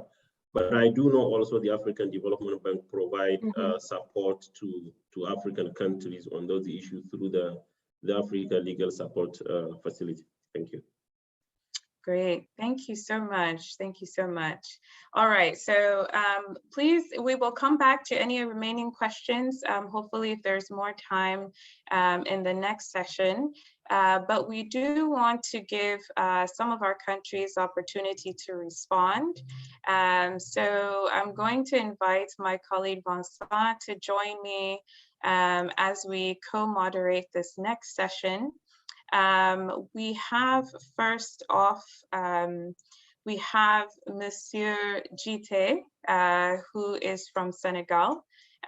He is a magistrat and a certified PPP professional at the PPP support unit in Senegal. So Monsieur Jite, the floor is yours. And then Rose, I'll come to you next from Burkina Faso. Monsieur Jite. Merci beaucoup, Madame la modératrice, Madame Freda. Permettez-moi d'abord de remercier les promoteurs de cette rencontre d'aujourd'hui qui nous permet d'échanger, de partager des expériences sur la question des PPP telles qu'organisées et gérées dans nos différents pays. Je voudrais d'abord commencer par me présenter. Vous l'avez déjà fait, je suis magistrat de formation, je suis expert PPP certifié par les banques multilatérales. Aujourd'hui, je suis en fonction au niveau de l'unité nationale d'appui au PPP du Sénégal, qui est placée sous l'autorité de M. Lamine Lo, empêché, qui devait être là aujourd'hui, donc dont je porte la parole. Alors, si vous le permettez, vous savez, le Sénégal, depuis un an, le Sénégal s'est engagé dans un vaste chantier de réalisation de projets PPP. Et l'acte premier a été la mise en place d'un cadre juridique et institutionnel assez souple, mais assez protecteur également des intérêts du marché et, disons, articulé autour d'un certain nombre de procédures qui garantissent la réalisation de projets PPP durables, pour ne pas dire climato-intelligents, de projets d'infrastructures inclusives, mais également amplificatrices de développement et de croissance. Et pour ce faire, dans notre cadre juridique, nous avons aménagé énormément de mesures et de mécanismes incitatifs destinés à faire de telle sorte que le développement qui est attendu à l'issue de la réalisation de ces projets PPP ne soit pas un développement extraverti, parce que capté par des opérateurs étrangers. Donc, on a fait de telle sorte que dans le cadre juridique, nous avons aménagé un certain nombre de mécanismes qui permettent d'impliquer de façon active et effective le secteur privé national dans la réalisation de ces projets. Donc, ce qui fait que dans notre cadre juridique, nous avons aménagé ce qu'on appelle la réservation de techniques de projets, c'est-à-dire des projets qui ne dépassent pas 5 milliards sont exclusivement réservés au secteur privé national. Nous avons également imposé l'obligation, lorsque le projet est confié à un opérateur étranger, l'obligation de réserver dans le capital de la société de projet qui sera mise en place pour la réalisation de ce projet au moins 33% du capital social au secteur privé national. Donc, vous devez réserver 33% du capital de la société de projet, donc à qui on a confié la réalisation du projet, 33% des dépenses sociales au secteur privé national, ce qui est extrêmement important, et ça permet de tracer des passerelles par lesquelles le secteur privé national peut participer à la réalisation des projets PPP. Il y a d'autres avantages, tels que la préférence nationale, l'obligation de procéder à la sous-traitance, etc. Alors, en dehors de cette préoccupation d'impliquer davantage le secteur privé national dans la réalisation des projets PPP, nous avons également posé un cadre institutionnel qui est suffisamment souple. Et aujourd'hui, au Sénégal, la réforme, c'était d'aller vers ce qu'on appelle la rationalisation des organes de la commande publique. Parce qu'avant la réforme, nous avions des organes spécialisés dans la gestion des questions de marché public et parallèlement d'autres organes qui s'occupaient des partenariats publics-privés. On a estimé que ce schéma n'était pas suffisamment opérationnel et qu'il fallait la rationalisation. Oui. Sorry, just un moment, s'il vous plaît. So for English speakers, apologies, translation is not available. However, Vincent will summarize at the end of the presentation. So please bear with us. Thank you. Merci beaucoup. Alors donc, nous avons, à côté de ces mécanismes incitatifs qui ont été aménagés en faveur du secteur privé national, posé un cadre institutionnel suffisamment opérationnel. Je le disais tout à l'heure, avant la réforme, nous avions un cadre juridique, un cadre institutionnel assez éclaté, avec des organes compétents sur les questions de marché public et parallèlement d'autres organes qui s'occupaient des partenariats publics-privés. Donc, il fallait rationaliser, ce qui fait qu'aujourd'hui, on a un organe qui est articulé, un cadre institutionnel qui est articulé autour d'un organe central qu'on appelle l'organe d'appui au PPP. C'est un organe d'experts dont le rôle est de procéder à la vulgarisation des PPP, mais également et surtout assister et accompagner les autorités contactantes dans la réalisation des projets PPP. Vous savez, dans ce domaine, la denrée la plus rare, c'est l'expertise. Puisque l'expertise est rare, il fallait trouver un schéma qui puisse bénéficier à toutes les administrations. Donc, on a centralisé un organe devant qui passent tous les projets et qui est là pour accompagner et mettre à la disposition de toutes les autorités compétentes l'expertise qui est requise dans le cadre de la préparation, du montage et de la réalisation de ces projets PPP. Donc, un organe d'experts qui est centralisé. Et ça, c'est à mon avis l'une des trouvailles les plus remarquables et les plus intéressantes du cadre juridique qui a été institué. Et l'autre élément également en termes d'innovation sur le plan institutionnel qui, à mon avis, me paraît assez essentiel, c'est la mise en place d'un comité interministériel. Vous savez, les projets PPP, un projet n'a aucune chance de se voir, de connaître une réalisation s'il n'y a pas derrière un soutien politique assez fort, c'est-à-dire un portage politique assez fort. Nous, on l'a tellement compris qu'on a pu aménager dans notre cadre institutionnel un organe politique qui se trouve être le comité interministériel, dont le rôle est de donner l'autorisation de lancer le projet après que la validation ait été constatée par l'organe d'experts. Donc, quand l'organe d'experts aura fini d'examiner le projet, suite à la préparation par l'autorité contactante, le projet passe par le comité interministériel qui est composé par des ministres, donc par les plus hautes autorités, et qui décide de l'opportunité de lancer le projet ou pas.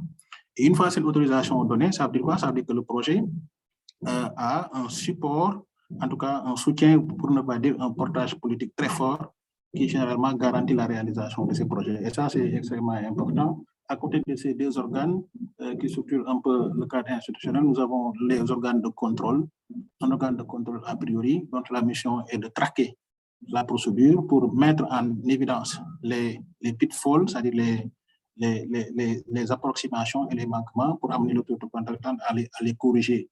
Donc, c'est un organe qui intervient a priori. Et derrière, il y a un organe de contrôle a posteriori qui a une mission double, celle de régler les litiges. Vous savez, quand dans le cadre de la mise en œuvre de ces procédures, il peut y avoir des contestations. Et lorsque ces contestations interviennent ou surviennent, elles sont portées devant un organe qui se trouve être l'ARMP, notre ARMP, Autorité de régulation de la commande publique, pour ne pas dire ARCOP, alors qui va se charger de la résolution du litige. Ce même organe intervient également à posteriori dans le cadre d'audit.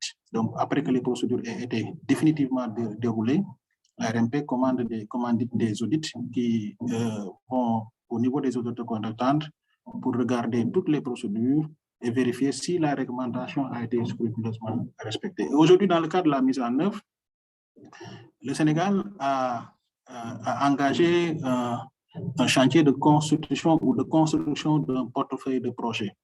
Et dès que les organes ont été mis en place, une rencontre très élargie a été organisée avec toutes les autorités contactantes pour recueillir auprès d'eux les projets qui étaient déjà en cours de préparation, les projets, en tout cas les projets, quel que soit le niveau de préparation. Alors tous ces projets-là ont été regroupés, au départ c'était au nombre de 75. Alors un travail de maturation intense a été fait pour voir parmi ceux-ci quels sont ceux qui présentent le niveau de maturation le plus élevé, quels sont ceux qui présentent le potentiel socio-économique le plus fort, en tout cas les meilleurs projets, donc assez avancés, socio-économiquement très intéressant pour intégrer ce qu'on appelle notre portefeuille de projets. Aujourd'hui, on en est à 15. Le travail n'est pas encore complètement clôturé. Donc, finalement, on va dégager un certain nombre de projets qui vont constituer alors notre portefeuille de projets. Après, maintenant, il y a un travail de communication qui sera fait sur le marché pour informer les prêteurs, les opérateurs, en tout cas tous les acteurs qui peuvent être engagés dans le cadre de la réalisation de ces projets, leur donner l'information sur les projets que nous avons retenus comme pouvant constituer ce qu'on appelle notre portefeuille de projets. Donc très rapidement, dans les jours qui suivent, le Sénégal va aller sur le marché pour présenter un certain nombre de projets assez structurants, portant sur des secteurs les plus variés. On a pris le soin de varier les secteurs sur lesquels portent ces projets. On a des projets sur les télécommunications, sur la santé, sur le domaine agricole, etc. Et ça va constituer une grappe de projets qui vont constituer ce qu'on appelle notre portefeuille de projets.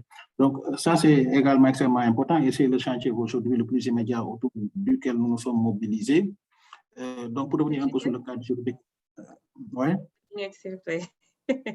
Ah oui, le temps. Ben donc, je crois qu'on a dit l'essentiel. Hein. Je vous remercie de m'avoir donné l'opportunité de parler du cas du Sénégal. Merci. Merci. Vincent? Yes, yeah, no, thank you so much, Mr. Jite. Good afternoon and good morning to everybody. So, Mr. Jite shared the Senegal experience, who recently put in place a legal framework for PPPs, and he highlighted five points. The first one is one of the objectives is to mobilize the national private sector. So that framework has a number of features to promote and ensure, when it's relevant, the participation of the national private sector. So the objective here is to use PPPs as a catalyst for national private sector development. The second characteristic is that the framework is a consolidated framework and has flexibility, and in particular that consolidation is operationalized through a committee of experts, which are made available to all institutions, all ministries who want to develop PPP. So recognizing that capacity is the scarce resource, Senegal decided to centralize the capacity into that team, which is then become available to all parts of the administration. So concentration of scarce resources, in this case, capacity. The third aspect is PPPs eventually are decided by a committee of ministers. So once the experts have declared a PPP, have validated a PPP, it goes to the political validation, and it's done through a committee of ministers. And that's really important because it will ensure that the political support for the implementation of the PPP. So that was the third aspect. The fourth is that the framework has control systems for the design phase at the beginning, upstream, and controlling in particular that all the requirements have been met when the PPP has been prepared. And then there is also control after the contract has been signed, in particular to help with any legal disputes. So before and after the signing of PPPs. And the fifth point Mr. Jite mentioned is that they've put together a pipeline of 15 PPPs, and they were very deliberate in making sure that that pipeline covers a number of sectors. He mentioned telecom, health, and agriculture. Thank you. Excellent. Thank you so much for that summary, Vincent. So next, I would like to come to Madame Rosine from Burkina Faso. Please go ahead and share with us what you shared in the chat. I think this was a great lesson from you. Are you with us, Madame Rosine?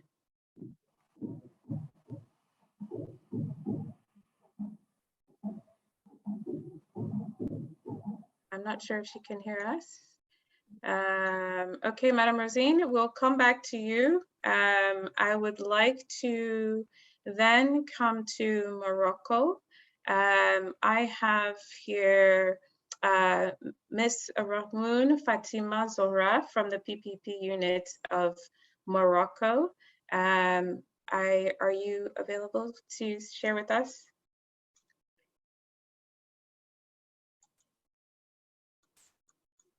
Yes, just a second, please. Let me upgrade you to panelist. Okay.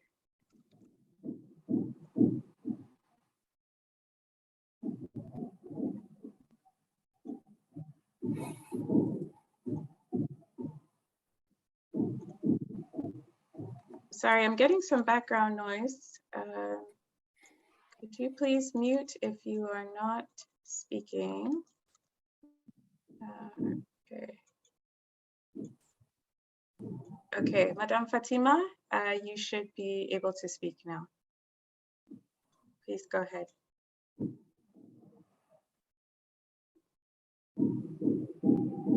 Hi, can you hear me? Yes, we can hear you. Yes, and we can see you as well. Great, thank you. Thank you. Thank you, Frida. Thank you, Vincent. So you don't have to do translation after that. So I'll be speaking in English. You don't have to worry about that. That is too bad. So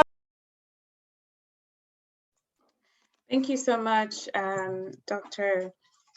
Fatima Ramoun.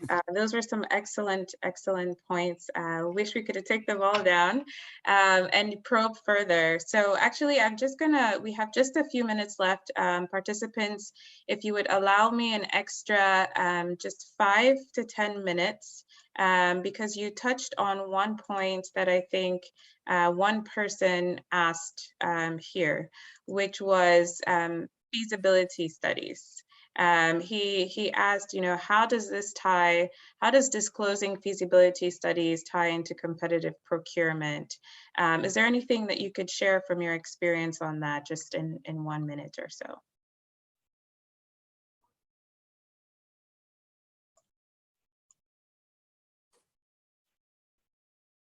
Dr. Fatima? I think you are muted. can you please say the question again? I didn't hear the question. Oh, okay. He was talking about the disclosure of feasibility studies. This was David, and he asked, how does it tie into, how do you balance that with competitive procurement? I'm not sure if this is something you can reflect on for Morocco, or yeah, okay, great. No, it's kind of new, because one of the innovative of the new PPP law is the competitive dialogue. And we just got one project, which is the project of desalination of drinking water for Casablanca. So this one is going through a competitive dialogue. So we're just on the process. So, I mean, we don't have really this much experience on how this will go. Although we had all the guidelines, we had experts from different IFIs and MDBs who helped us do all the guidelines and all the law. But I mean, we need to do pilot projects, and we need to have real projects on board in order to understand truly what are the difficulties on public procurement and our transparency and competitive dialogue. So this is the first one that we are going to have, is this one on Casablanca desalination water. Excellent. Well, then it looks like you've set us up for another peer learning in the very near future, where we'll come back to you. All right, so the last person, I want to come back and see if Rosine is still with us.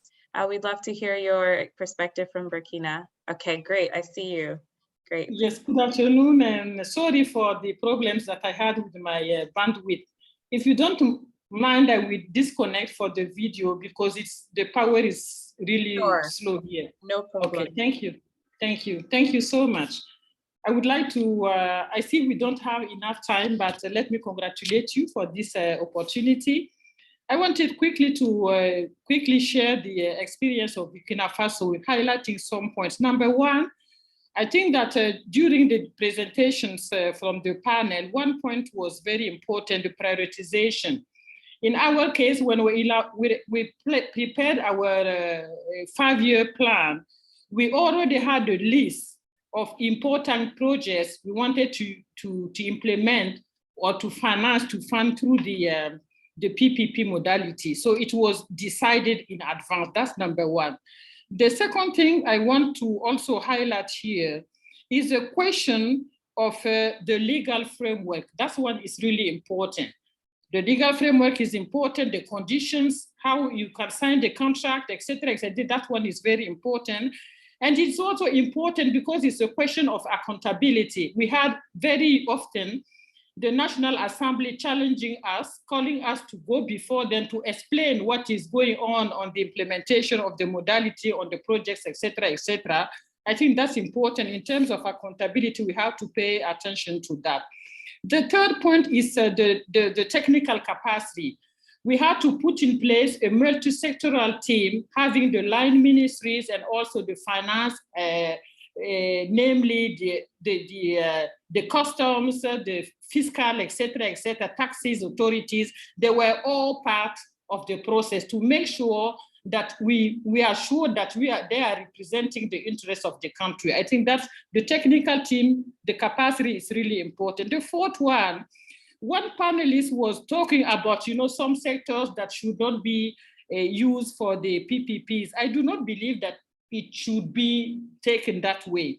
In our case, it was different sectors. We had infrastructures like roads, we had the energy, solar energy, we had health sectors, etc. I think that at the end of the day, the most important thing to do is to make sure that we have a technical expertise, to discuss with the private sector and make sure that all the constraints and risks are taken into account. And finally, one last point that I wanted also to highlight here. In our situations, with a very, very tiny fiscal space, I do believe it's not a panacea, I agree on that, but it can really complement, the government financing, the public financing. That's what I wanted just to quickly highlight, because I see that time is over. Thank you so much again for the opportunity. Back to you, please. Thank you so much, Rosine. I love that summary. I think you did my summary for me, which is, a lot of the points that you echoed also were echoed by some of our previous panelists and discussants. Countries need to prioritize what's in the pipeline, focus on early stage preparation. We need some assistance and technical capacity, really building up the expertise of those who are going to be negotiating these deals. And also there needs to be some level of accountability, whether it's refining our legal frameworks, but really tailoring those solutions on a country by country basis. Not forgetting also in terms of accountability, disclosure and the need for engaging, CSOs and making sure that the public is also consulted in these processes. So I just want to now wrap up. Thank you so very much to all our countries, all our panelists, all our distinguished guests for taking the time to join us today. I think I see Vincent, you have your hand up. Do you have a quick interjection for us? Please go ahead. Well, if I could have 1 minute, first of all, to thank you, Frida, for leading us, not only today, but the many days before that. So the World Bank was really in a very, very far away back seat just because of the wonderful, tremendous job you did. So wanted to thank you for that. Wanted to thank our discussants, panelists, but I know you're going to thank them, but I couldn't resist but to do that as well. I just wanted to go back, if I may, very quickly. A key point that my colleague Nathan made is that, before you start on the PPP, you need to be very clear why a PPP, and answering that question really requires to consider alternatives. Given the objective you want to pursue in that particular sector, what could be the alternatives to a PPP, and therefore being very explicit about the value added of a PPP versus why is it a better alternative. And there was also a lot of discussion, although the title of the session was Infrastructure PPP, it became clear in the discussion that the PPPs can be applied in all kinds of sectors, as the lady from Burkina Faso mentioned. And I would just like to share one thought on that sector typology and remind ourselves that the US has never done PPPs. There are literally no PPPs in the US. So you can go very far without any PPPs. And there are essentially three types of sectors. The first type of sectors are sectors which are commercial sectors where it's competition, markets should do the trick. for this type of sectors, you don't need the public sector, you don't need regulations, you just need competition and private, and competition, the market will take care of everything. So for these sectors, it's a fully private, no need for regulation, fully private, competition-based model. No need for PPPs whatsoever. But if such sectors are regulated, you need to liberalize the sectors and let the markets and the private sector do the trick. No need for PPPs in such sectors.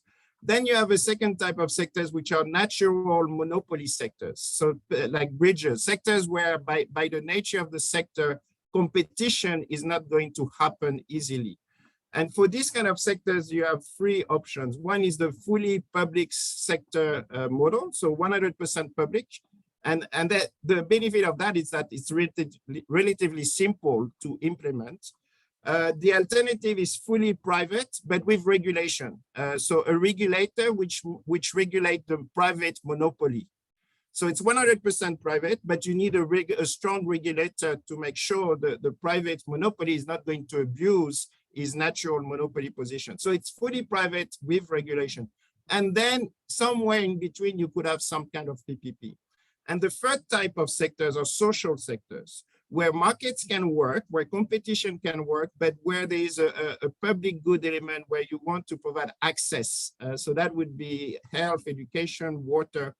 And again, for this kind of sector, you could have a 100% public solution, like 100% public education. And that again has the merit of simplicity. Or you could have at the other extreme, 100% private, but with vouchers, where you subsidize the low income household on the demand side with vouchers. And more countries are doing that. So it's a 100% private with vouchers.